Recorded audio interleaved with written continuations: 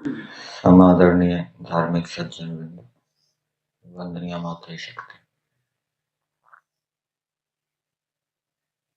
वैशेषिक दर्शन के अंदर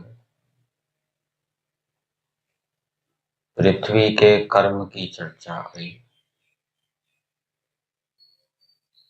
पृथ्वी में दो प्रकार के कर्म बताए गए हैं, एक दृश्य कर्म और दूसरा अदृश्य कर्म। दृश्य कर्म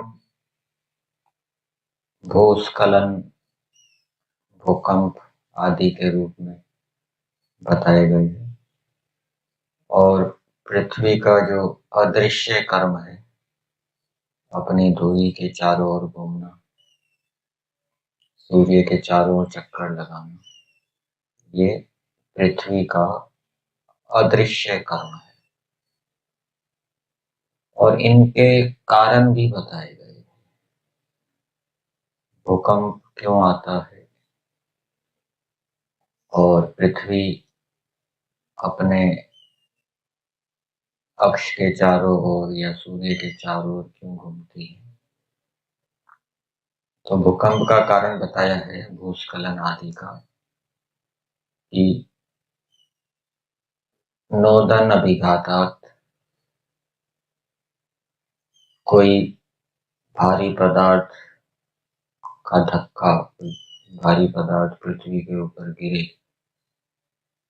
तो उससे धरती क्या है, कांप जाती है।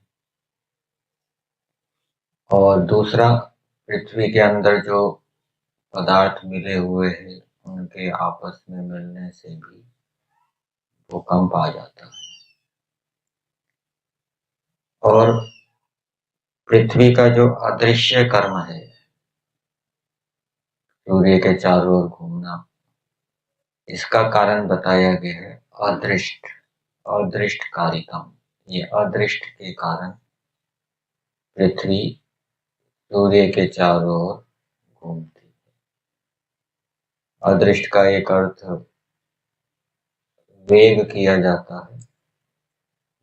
पृथ्वी के अंदर जो वेग है उसके कारण वो सूर्य के चारों ओर घूमती है। और अदृष्ट का अर्थ ईश्वर की शक्ति भी है। ईश्वर की शक्ति से प्रेरित होकर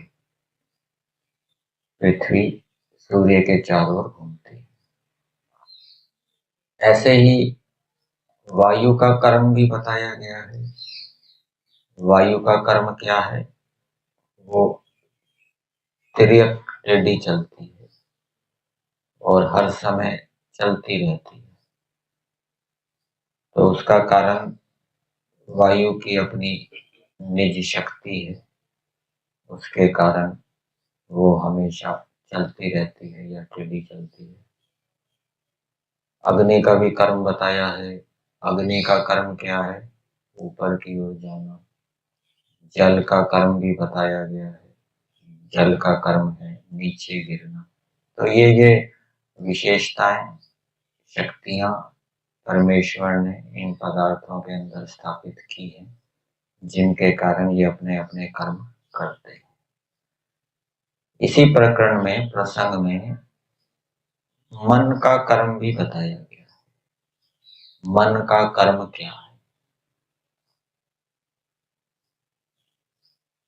एक तो मन का कर्म होता है इंद्रियों को प्रेरित करना, किसी वस्तु को जानने के लिए या किसी कर्म को करने के लिए। और दूसरा, मन का कर्म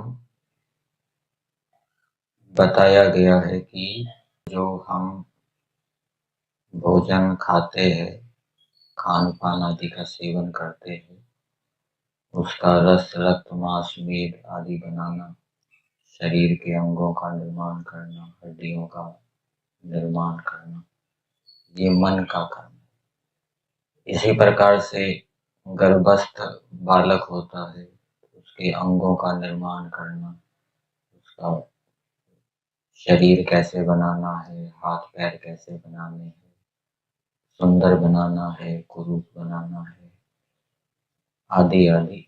तो ये मन के कर्म बताए गए। और ये जो मन का कर्म है, इसका कारण क्या है?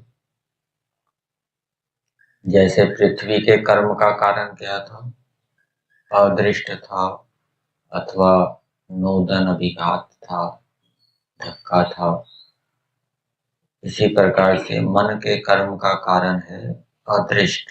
अदृष्ट के कारण अर्थात हमारे जो धर्म अधर्म है, पाप पुण्य कर्म है, उनके कारण मन ये कर्म करता है, रस रक्त आदि का निर्माण करता है। अच्छे हमारे कर्म होंगे तो रस रक्त मांस मेद आदि का अच्छी प्रकार से निर्माण होगा, पूर्णता रहेगी, कोई कमी नहीं रहेगी।